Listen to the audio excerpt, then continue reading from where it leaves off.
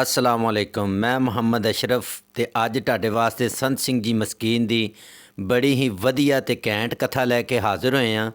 अज दी कथा दे अंदर संत सिंह जी मस्कीन ये दस रहे ने कि मनुख विअक्ति इनू दुख परेशानियां क्यों मिलदियां ने और इनू खुशियां क्यों मिलदियां ने और ज़िंदगी दे अंदर कर्मां दी की अहमियत है जानांगे अज दी वीडियो दे अंदर। वीडियो नूं असीं खामोशी नाल एंड तक देखना है। वीडियो स्टार्ट करन तो पहलों तुसीं कमेंट बॉक्स दे अंदर आके लिख दिओ वाहिगुरू ते मैं करना वीडियो स्टार्ट। हुण चलने आ वीडियो दी तरफ।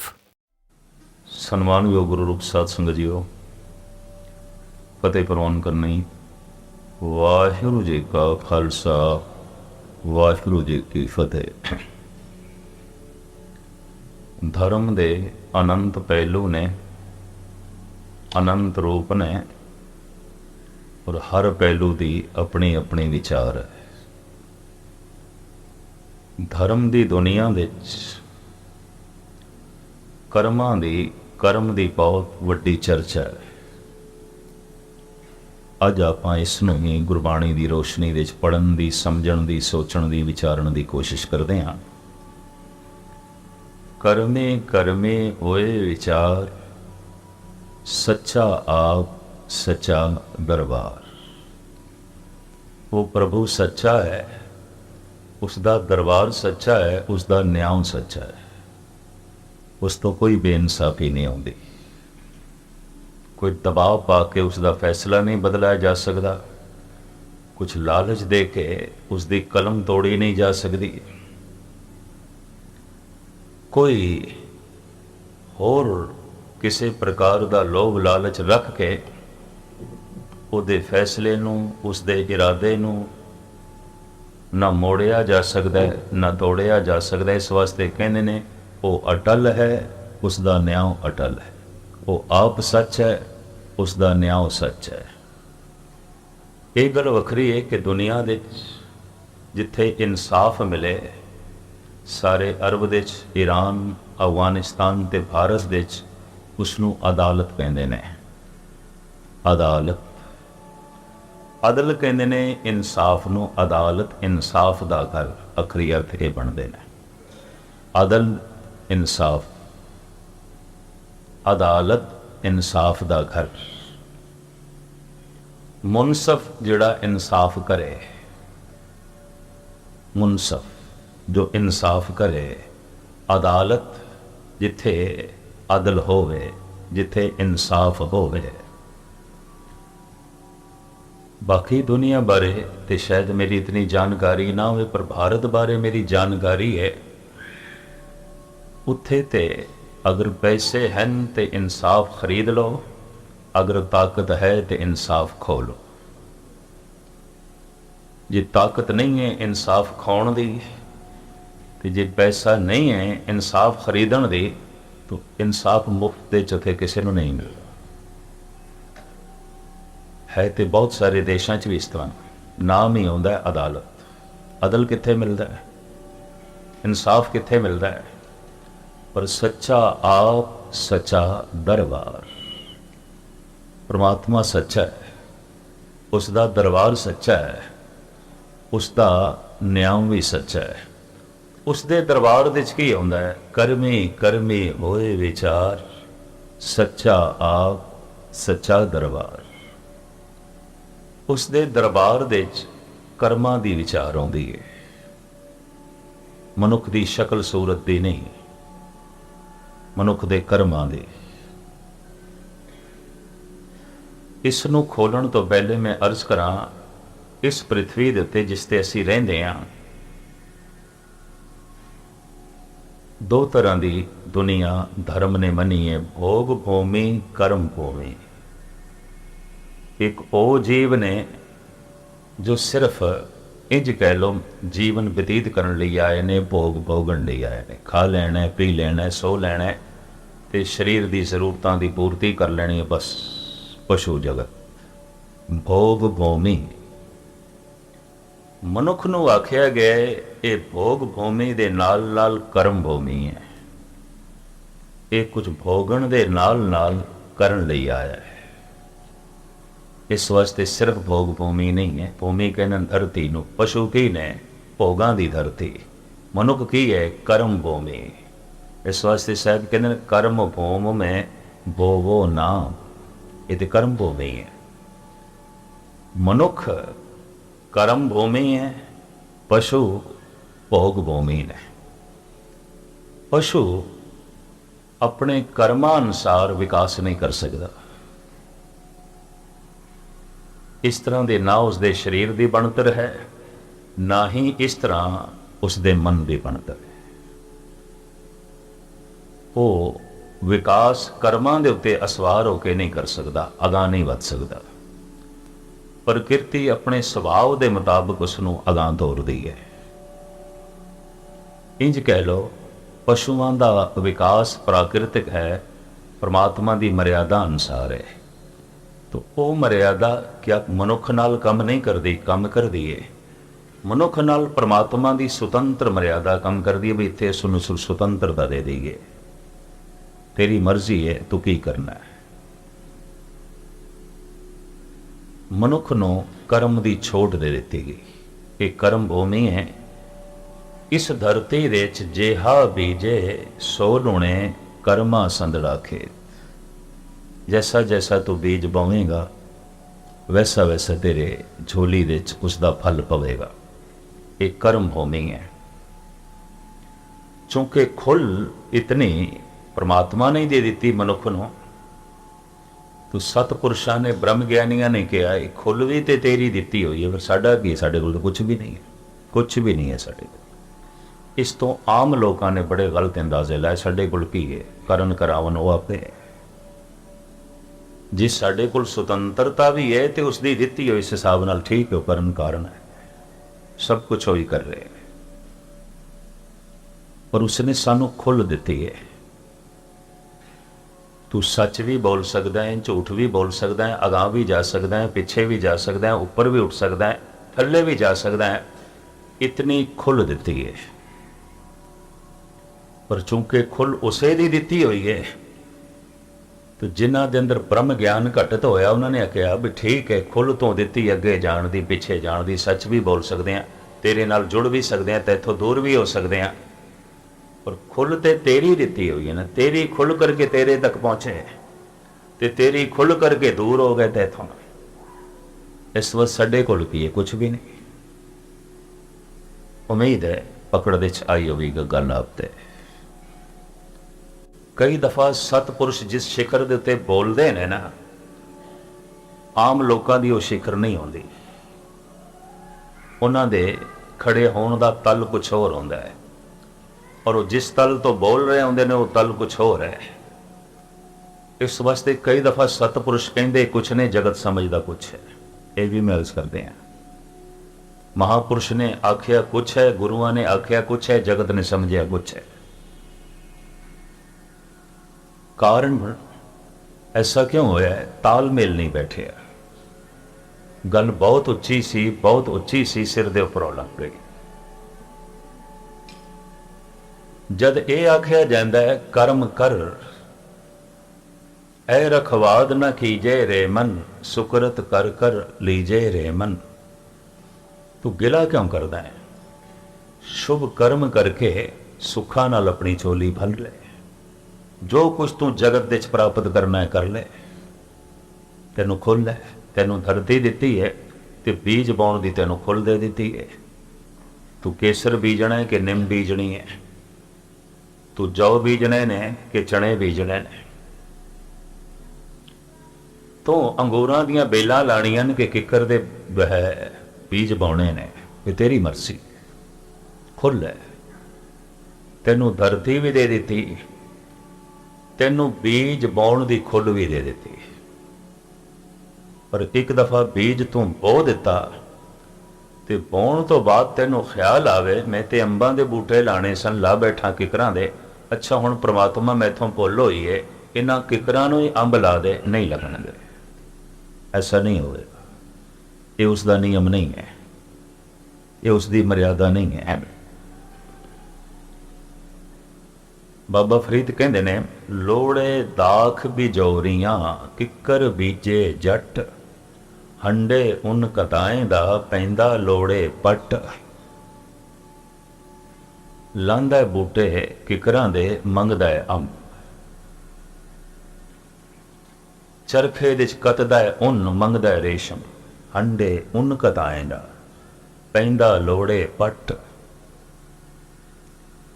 ਕੱਤਦਾ ਤੇ ਉਨ ਪਿਆ, ਬੁਣਦਾ ਤੇ ਉਨ ਪਿਆ, ਤੇ ਮੰਗਦਾ ਰੇਸ਼ਮੀ ਕੱਪੜਾ ਖੱਡੀ ਤੋਂ।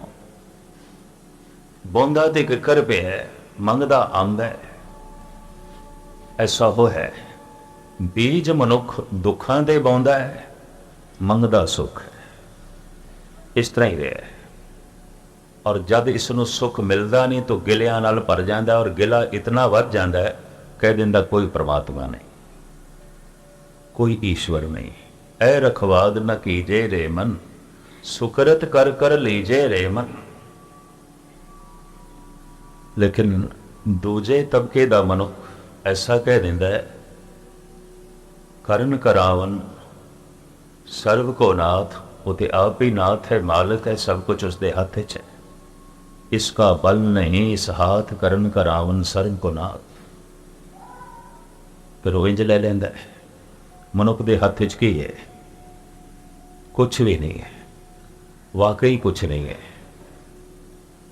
ਤੁਸੀਂ ਆਖੋਗੇ ਹੁਣੇ ਤੇ ਮੈਂ ਕਹਿ ਰਿਹਾ ਕਿ ਤੂੰ ਕਿੱਕਰ ਵੀ ਬੀਜ ਸਕਦਾ ਹੈ, ਅੰਬ ਵੀ ਬੀਜ ਸਕਦਾ ਹੈ, ਪਰ ਮੈਂ ਅਰਜ਼ ਕਰਾਂ ਫਿਰ ਵੀ ਕੁਛ ਨਹੀਂ ਹੈ ਮਨੁੱਖ ਦੇ ਹੱਥ 'ਚ।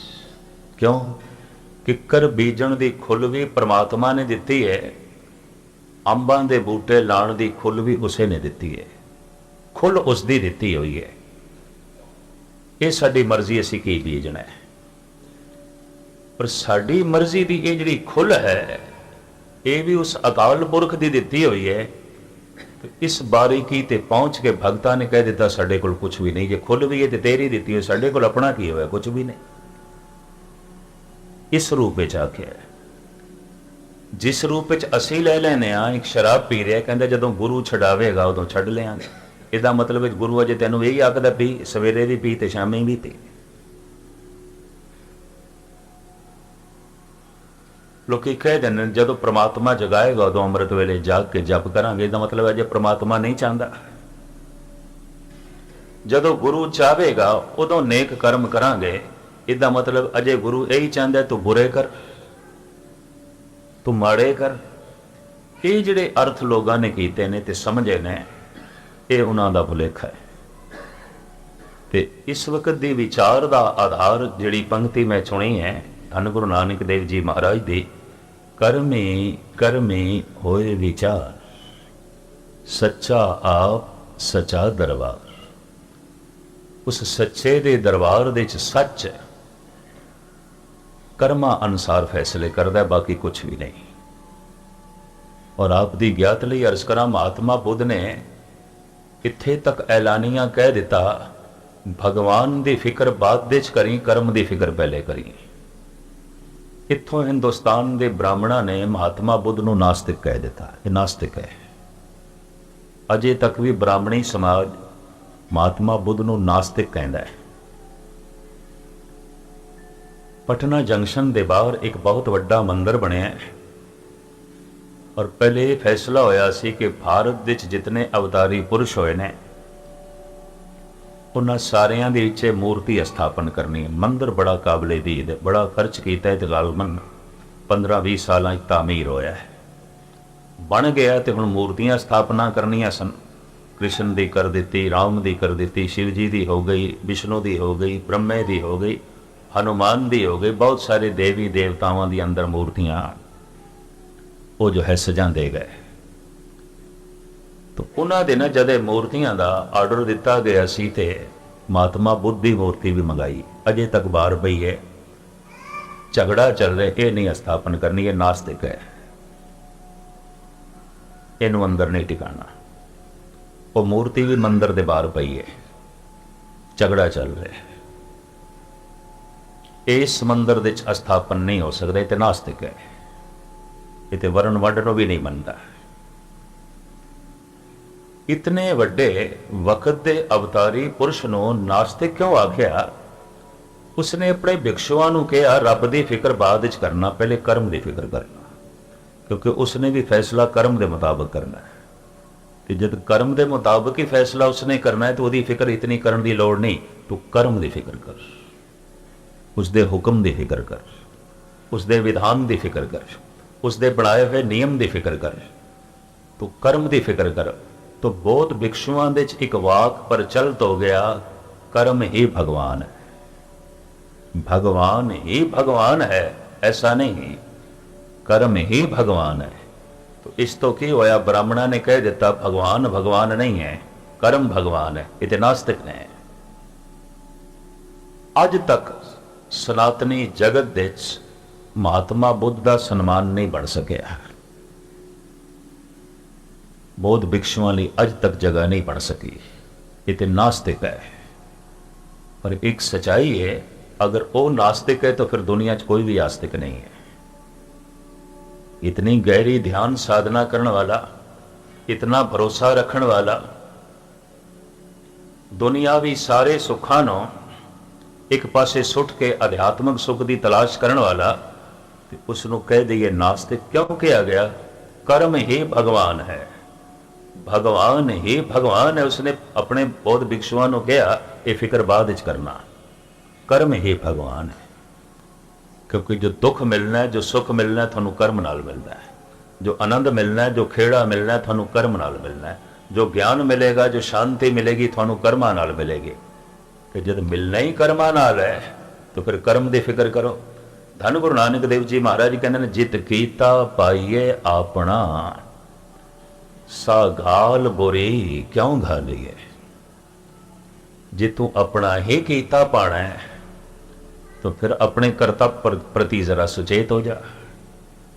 कहते ने मनुख होवेगा सुचेत, अपने कर्मां दे प्रति सुचेत नहीं है। अगर किधरे कर्मां दे प्रति सुचेत आउंदा तो दुनिया इतनी दुखी नहीं होनी सी।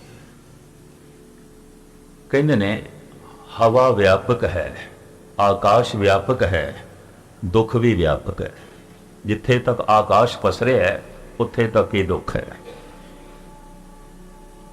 जिथे तक पवन झूलती है उत्थे तक ही लोगों के घर च दुख झूलते पे। मनुखता दुखी है, यानी इसका यह मतलब नहीं कि पशु पंखी दुखी ने, कतई दुखी नहीं है। यह भी महर्स करते हैं। कोई पशु दुखी नहीं, कोई पक्षी दुखी नहीं, कोई कीड़ा मकोड़ा दुखी नहीं, सब सुख दे च ने। पशु सुख दे च जी रहे ने, देवते ब्रह्म ज्ञानी महापुरुष आनंद दे च जी रहे ने। बस दुख केवल मनुख की दुनिया च। और साहिबां नूं इत्थे तक कहना पिया, बाली रोवे नाए फतार, नानक दुखिया सब संसार।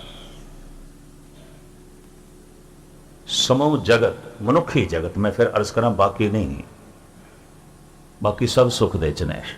कारण पशु जो जी रहा है लोड़ां दे तल ते, मनुख जी रहा है ख्वाहिशां दे तल ते। लोड़ां दी पूर्ति ना होए पशु तड़पदा है, ख्वाहिशां दी पूर्ति ना होए मनुख तड़पदा है। बगौर मुताला करना, सिर्फ लोड़ां दी पूर्ति होंदी ते पशुआं दी तरह मनुख भी सुखी होना सी। उन्होंने प्यास लगी है, पानी मिल जाए, उन्होंने भुख लगी है, खुराक मिल जाए, उसकी शरीर दियां लोड़ां दी पूर्ति हो जाए, बस मस्त है, सौ जाता है, आनंद लैंदा है। पशु सुखी ने, महापुरुष ते देवते आनंद दे च ने, मनुख दुख दे च है। दुख सिर्फ थानू मनुख दी दुनिया दे च मिलेगा, या उन्हां पशुआं कोल दुख मिलेगा जिहड़े विचारे मनुख दी कैद दे च ने, मनुख दी संगत दे च रहिंदे पे। उन्हां दी प्राकृतिक जिंदगी च फर्क पा दिता है। जिस ढंग नाल वो जीवना चाहते हैं उस ढंग नाल मनुख नहीं जीण देंदा पिया। वो दुखी हो सकते हैं, वो पीड़ित हो सकते हैं, वरना दुख सिर्फ मनुख दे कोल है। कायनात दे च, इस ब्रह्मंड दे च दुख होर किधरे भी नहीं है।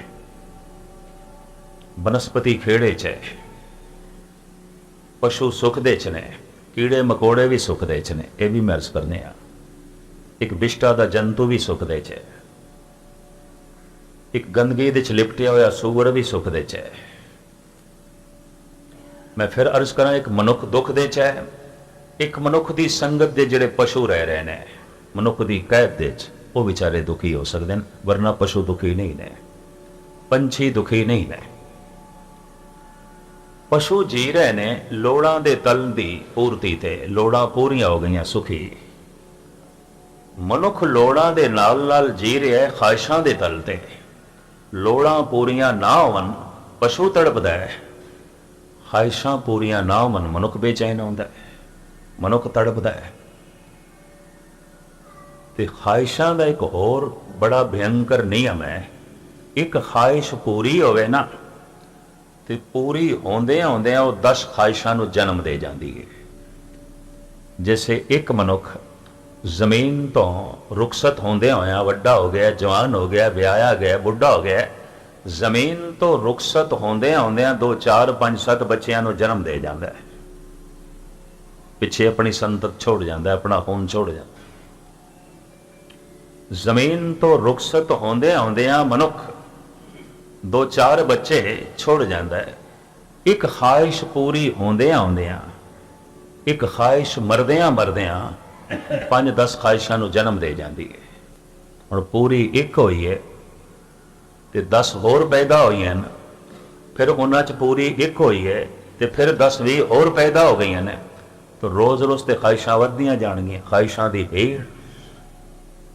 ਇਸ ਤਰ੍ਹਾਂ ਜਿਵੇਂ ਮੌਤ ਦਰ ਘਟ ਜਾਏ ਤੇ ਜਨਮ ਦਰ ਵੱਧ ਜਾਏ ਤਾਂ ਮਨੁੱਖਾਂ ਦੀ ਭੀੜ ਹੋ ਜਾਂਦੀ ਹੈ। ਖਾਹਿਸ਼ ਪੂਰੀ ਤੇ ਕੋਈ ਕੋਈ ਹੁੰਦੀ ਹੈ, ਇਹ ਵੀ ਮੈਂ ਅਰਜ਼ ਕਰਦੇ ਹਾਂ, ਹੁੰਦੀ ਉਹ ਵੀ ਕਰਮ ਅਨੁਸਾਰ ਹੈ, ਉਂਝ ਨਹੀਂ। ਕੁਝ ਸੰਤਾਂ ਮਹਾਂਪੁਰਖਾਂ ਦੇ ਡੇਰੇ ਇਸ ਵਾਸਤੇ ਚੱਲ ਪੈਂਦੇ ਨੇ, ਜੇ 100 ਬੰਦੇ ਗਏ ਨੇ ਤੇ 60 ਦਾ ਤੇ ਉਂਝ ਹੀ ਕਰਮ ਬਣਨ ਵਾਲਾ ਹੁੰਦਾ ਹੈ, ਉਂਝ ਹੀ ਗੱਲ ਸਿਰੇ ਚੜਨ ਵਾਲੀ ਹੁੰਦੀ। ਉਹ ਜਿਹੜੀ 60 ਬੰਦਿਆਂ ਦੀ ਗੱਲ ਸਿਰੇ ਚੜ ਜਾਂਦੀ ਹੈ ਨਾ, ਉਹ ਕਹਿੰਦੇ ਨੇ ਇਸ ਡੇਰੇ ਕਰਕੇ ਸੰਤ ਕਰਕੇ ਸਾਡੀ ਗੱਲ ਬਣੀ ਹੈ। ਉਹ ਫਿਰ 60 ਕਮ ਸੇ ਕਮ ਹੋਰ 60 ਨੂੰ ਲੈ ਆਉਂਦੇ ਨੇ, ਤੇ ਉਹਨਾਂ ਦੇ ਚੋਂ ਵੀ ਕੁਛ ਇੱਕ ਦੀ ਗੱਲ ਤੇ ਉਂਝ ਹੀ ਬਣਨ ਵਾਲੀ ਹੁੰਦੀ, ਜੇ ਡੇਰੇ ਨਾ ਵੀ ਜਾਂਦੇ ਤਾਂ ਵੀ ਬਣਨੀ ਸੀ। ਇਹ ਵੀ ਮਰਜ਼ ਕਰਦੇ ਹਾਂ, ਜੇ ਨਾ ਵੀ ਤੀਰਥਾਂ ਤੇ ਜਾਂਦੇ ਤਾਂ ਵੀ ਬਣਨੀ ਸੀ। ਬਸ ਪਖੰਡ ਇਸ ਤਰ੍ਹਾਂ ਦੁਨੀਆ ਦੇ 'ਚ ਵੱਧਦਾ ਹੈ। ਬਹੁਤ ਹੀ ਵਧੀਆ ਤੇ ਘੈਂਟ ਕਥਾ ਸੀ, ਬਹੁਤ ਕੁਝ ਸਿੱਖਣ ਨੂੰ ਮਿਲਿਆ ਇਸ ਕਥਾ ਦੇ ਅੰਦਰ। ਸੰਤ ਸਿੰਘ ਜੀ ਮਸਕੀਨ ਨੇ 14 ਤਬਕ ਰੋਸ਼ਨ ਕਰ ਦਿੱਤੇ। ਸੰਤ ਸਿੰਘ ਜੀ ਮਸਕੀਨ ਸ਼ੁਰੂ ਦੇ ਅੰਦਰ ਇਹ ਦੱਸ ਰਹੇ ਸੀ ਕਿ ਪਰਮਾਤਮਾ ਐਸੀ ਜ਼ਾਤ ਹੈ ਕਿ ਉਹਦੇ ਫੈਸਲਿਆਂ ਨੂੰ ਬਦਲਿਆ ਨਹੀਂ ਜਾ ਸਕਦਾ। ਕੋਈ ਪੈਸੇ ਦੇ ਕੇ ਜਾਂ ਕੋਈ ਦੌਲਤ ਦੇ ਕੇ ਉਹਨਾਂ ਦੇ ਫੈਸਲਿਆਂ ਨੂੰ ਬਦਲਿਆ ਨਹੀਂ ਜਾ ਸਕਦਾ। ਜੋ ਰੱਬ ਨੇ ਫੈਸਲਾ ਕਰਨਾ ਹੈ, ਜੋ ਕਿਸੇ ਨੂੰ ਨਫਾ ਦੇਣਾ ਹੈ ਜਾਂ ਕਿਸੇ ਨੂੰ ਨੁਕਸਾਨ ਦੇਣਾ ਹੈ, ਉਹ ਪਰਮਾਤਮਾ ਨੇ ਦੇ ਕੇ ਹੀ ਰਹਿਣਾ ਹੈ। ਅਗਰ ਕਿਸੇ ਨੇ ਪਰਮਾਤਮਾ ਨੂੰ ਖੁਸ਼ੀ ਦੇਣੀ ਜਾਂ ਦੁੱਖ ਦੇਣਾ ਹੈ ਤੇ ਉਹ ਉਹਨੂੰ ਮਿਲ ਕੇ ਹੀ ਰਹਿਣਾ ਹੈ। ਉਹ ਕੋਈ ਰਿਸ਼ਵਤ ਦੇ ਕੇ ਜਾਂ ਪੈਸੇ ਦੇ ਕੇ ਉਹਨੂੰ ਟਾਲਿਆ ਨਹੀਂ ਜਾ ਸਕਦਾ। ਉਹਦੇ ਫੈਸਲੇ ਅਟਲ ਨੇ, ਪਰਮਾਤਮਾ ਦੇ ਫੈਸਲੇ ਅਟਲ ਨੇ।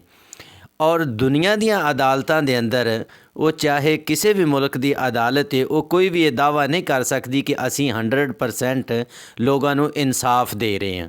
ਇੱਥੇ ਤੇ ਇਸ ਦੁਨੀਆ ਦੇ ਅੰਦਰ ਤੇ ਪੈਸੇ ਦੇ ਕੇ, ਮਾਲ ਦੌਲਤ ਦੇ ਕੇ ਜਿਹੜਾ ਉਹ ਫੈਸਲਾ ਆਪਦੇ ਹੱਕ 'ਚ ਕਰਵਾਇਆ ਜਾ ਸਕਦਾ ਹੈ। ਬਲਕਿ ਇਸ ਤਰ੍ਹਾਂ ਹੋ ਰਿਹਾ ਹੈ ਹਰ ਮੁਲਕ ਦੇ ਅੰਦਰ, ਚਾਹੇ ਪਾਕਿਸਤਾਨ ਹੈ, ਚਾਹੇ ਇੰਡੀਆ ਹੈ, ਚਾਹੇ ਸਾਊਦੀਆ ਹੈ, ਚਾਹੇ ਜਿਹੜਾ ਵੀ ਹੈ, ਤੁਰਕੀ, ਈਰਾਨ, ਤੁਰਕਸ਼, ਜਿਹੜਾ ਵੀ ਮੁਲਕ ਹੈ, ਚਾਈਨਾ ਹੈ, ਉੱਥੇ ਪੈਸੇ ਅਗਰ ਦੇ ਦੇਵੇ ਅਗਰ ਕੋਈ ਤਗੜਾ ਬੰਦਾ ਤੇ ਉਹ ਆਪਣੇ ਹੱਕ 'ਚ ਫੈਸਲਾ ਲੈ ਲੈਂਦਾ ਹੈ। ਇੱਥੇ ਕਾਤਲ ਮਕਤੂਲ ਬਣ ਜਾਂਦੇ ਨੇ ਤੇ ਮਕਤੂਲ ਕਾਤਲ ਬਣ ਜਾਂਦੇ ਨੇ, ਜ਼ਾਲਮ ਮਜ਼ਲੂਮ ਬਣ ਜਾਂਦੇ ਨੇ ਤੇ ਮਜ਼ਲੂਮ ਜ਼ਾਲਮ ਬਣ ਜਾਂਦੇ। ਜਿੰਦੇ ਕਰਮ ਅੱਛੇ ਹੋਣਗੇ ਉਹਦੇ ਨਾਲ ਪਰਮਾਤਮਾ ਅੱਛਾ ਕਰੇਗਾ, ਉਹਨੂੰ ਖੁਸ਼ੀ ਮਿਲੇਗੀ, ਆਨੰਦ ਮਿਲੇਗਾ। ਔਰ ਜਿਹੜਾ ਬੁਰੇ ਕਰਮ ਕਰੇਗਾ ਉਹਨੂੰ ਦੁੱਖ ਹੀ ਦੁੱਖ ਮਿਲੇਗਾ। ਇਸ ਕਰਕੇ ਕੁਝ ਲੋਕਾਂ ਨੇ ਗਲਤ ਫਹਿਮੀ ਵੀ ਲਈ ਕਿ ਜਿਸ ਤਰ੍ਹਾਂ ਸੰਤ ਸਿੰਘ ਜੀ ਮਸਕੀਨ ਦੱਸ ਰਹੇ ਸੀ ਕਿ ਮਹਾਂਪੁਰਸ਼ਾਂ ਦੀਆਂ ਜਿਹੜੀਆਂ ਗੱਲਾਂ ਨੇ ਉਹ ਕੁਝ ਲੋਕਾਂ ਦੇ ਉੱਤੋਂ ਦੀ ਹੀ ਗੁਜ਼ਰ ਜਾਂਦੀਆਂ ਨੇ, ਸਿਰ ਦੇ ਉੱਤੋਂ ਹੀ ਗੁਜ਼ਰ ਜਾਂਦੀਆਂ ਨੇ, ਉਹ ਅਸਲ ਉਸ ਗੱਲ 'ਤੇ ਨਹੀਂ ਪਹੁੰਚਦੇ। ਇਹ ਬਹੁਤ ਬੜੀ ਖਰਾਬੀ ਹੈ ਹਰ ਧਰਮ ਦੇ ਅੰਦਰ। इस्लाम ਦੇ ਅੰਦਰ ਵੀ ਅਗਰ ਬਹੁਤ ਸਾਰੇ ਫਿਰਕੇ ਬਣ ਗਏ, ਸ਼ੀਆ, ਸੁन्नी, ਦਿਓਬੰਦੀ, तो इस वजह ਨਾਲ ਹੀ ਕਿ ਮੁਹੰਮਦ ਸਾਹਿਬ सल्लल्लाहु अलैहि वसल्लम ਦੀ ਗੱਲ ਸਮਝਣ ਦੇ ਅੰਦਰ ਕੁਛ ਲੋਕਾਂ ਨੂੰ ਗਲਤੀ ਹੋਈ, ਜਿਸ ਦੀ ਵਜ੍ਹਾ ਨਾਲ ਜਿਹੜੇ ਨੇ ਇਹ ਮੁਖਤਲਿਫ ਗਰੁੱਪ ਬਣ ਗਏ, ਮੁਖਤਲਿਫ ਫਿਰਕੇ ਬਣ ਗਏ। तो इस तरह संत सिंह जी मस्कीन कह रहे सी कि कुछ लोगों के ये सिर तो ही गुजर जाती है कि कर्मां नाल ही सब कुछ मिलना है, कि जिस तरह कर्म करांगे तो अगर अच्छे कर्म करांगे तो ये रब दे ही वास च, अगर रब चाहेगा तो असी अच्छे कर्म कर लांगे, अगर रब चाहेगा तो असी शराब छड़ देंगे, अगर रब चाहेगा तो असी जड़ा है वो अमृत वेले रब दी इबादत करांगे, बंदगी करांगे, रब दा नाम जपांगे, अगर रब चाहेगा तो असी जड़े अच्छे कर्म करांगे। इस वास्ते इन्हों ये गलत फहमी हुई। अगर कोई जड़ा है ना अच्छे कर्म करेगा तो परमात्मा भी उनकी मदद करेगा। परमात्मा ने मनुख वास्ते दो रस्ते दे दिते ने, एक अच्छाई का रस्ता तो एक बुराई का रस्ता, तो ये दो रास्ते जड़े ने ये मनुख नूं दे दिते ने। ये मनुख अगर अच्छे कर्म करेगा, अच्छे बीज बोएगा तो उनका फल जड़ा है वो अच्छा ही कटेगा, अगर बुरा बीज बोएगा तो उनका फल जड़ा है वो बुरा ही हासिल होएगा। ये नहीं कि अगर अंब का जड़ा है वो बीज बोएगा तो उनके तो कोई सेबां का फल हासिल होएगा। इस तरह नहीं हो सकता। जिस तरह का बीज बोएगा उस तरह का ही फल उन्हें मिलेगा। अगर कोई किसी दे अखां चों आंसू हासिल करके खुशी हासिल करना चाहता है, अगर किसी नूं जुल्म पहुँचा, किसी नूं तकलीफ पहुँचा के, किसी ते जुल्म करके खुशी हासिल करना चाहता है, आनंद हासिल करना चाहता है, तो उन्होंने ये खुशी नहीं मिलेगी कभी भी, बल्कि उन्होंने भी इनका बदला चुकाना पेगा। संत सिंह जी मस्कीन मजीद दस रहे सी कि जिहड़ा रब है उन्होंने कोई पैसे दे के उनके फैसले नहीं बदलिया जा सकता। रब जिहड़ा है किसी नाल जिहड़ा भी मतलब उनके नाल हुंदा है, उनके कर्मां दी वजह नाल हुंदा है, किसी दी रंग या नस्ल दी वजह नाल जिहड़ा है वो परमात्मा या रब उनके ते कृपा नहीं करेगा, बल्कि उनके कर्मां दी वजह नाल करेगा। ये नहीं हो सकता कि अगर किसी की नस्ल अच्छी है, रंग अच्छा है, उनका मतलब नसब अच्छा है, उनका ख़ानदान अच्छा है, तो उनके ते कृपा होएगी नहीं। अगर ये सारा दारो मदार है जिहड़ा ये कर्मां ते आ। मुहम्मद साहब सल्लल्लाहु अलैहि वसल्लम ने फरमाया कि किसी गोरे नूं काले ते किसी काले नूं गोरे ते कोई फोकीयत, कोई बरतरी, कोई सबकत हासिल नहीं, कोई उचाई हासिल नहीं, बल्कि रब दे हाँ तो वो अच्छा है जिहड़ा रब कोलों डरदा है तो रब दी बंदगी करदा है, अच्छे कर्म करदा है। ये जिहड़ा रब दा नियम है, ये रब दा कानून है।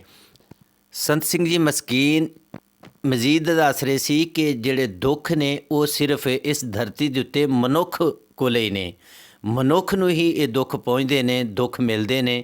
ਜਿਹੜੇ ਪਸ਼ੂ ਨੇ ਉਹਨਾਂ ਦੇ ਵਾਸਤੇ ਖੁਸ਼ੀ ਹੀ ਖੁਸ਼ੀ ਹੈ, ਉਹਨਾਂ ਵਾਸਤੇ ਜਿਹੜਾ ਉਹਨਾਂ ਦੇ ਜੀਵਨ ਦੇ ਅੰਦਰ ਦੁੱਖ ਨਹੀਂ ਹੈਗਾ।